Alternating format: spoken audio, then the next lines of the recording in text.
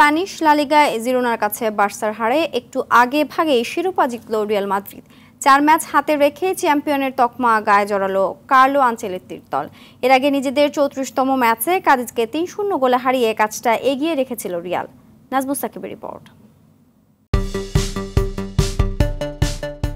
কারো পৌষ মাস, কারো সর্বনাশ। স্প্যানিশ লা লিগায় চিরপ্রতিদ্বন্দ্বী বার্সেলোনার হারে শিরোপা ঘরে উঠল রিয়াল মাদ্রিদের। আর এতে স্পেনের ঘরোয়া আসরে রেকর্ড 36 লিগ শিরোপার মালিক বনে গেল দ্য হোয়াইট। সান্তিয়াগো বার্নাবুতে কাদিজের মুখোমুখি হয় রিয়াল মাদ্রিদ। ম্যাচ জুড়ে একচেটিয়া আধিপত্য দেখালেও প্রথমার্ধে কাদিজের রক্ষণ ভাঙতে পারেনি আনচেলত্তির শিষ্যরা।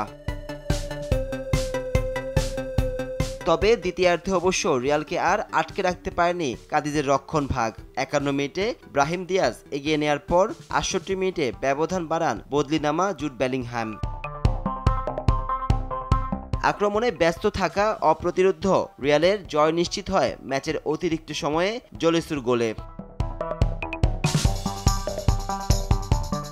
এই জয়ের পর শিরোপা নিশ্চিত করতে জিরোনা বার্সেলোনা ম্যাচের দিকে তাকিয়েছিল রিয়াল মাদ্রিদ। ম্যাচ শেষে জিরোনার কাছে 4-2 গোলে হারে বার্সেলোনা। আর তাতে বার্সার চেয়ে 13 পয়েন্ট এগিয়ে থেকে 4 ম্যাচ হাতে রেখেই চ্যাম্পিয়ন উদযাপন করল রিয়াল মাদ্রিদ।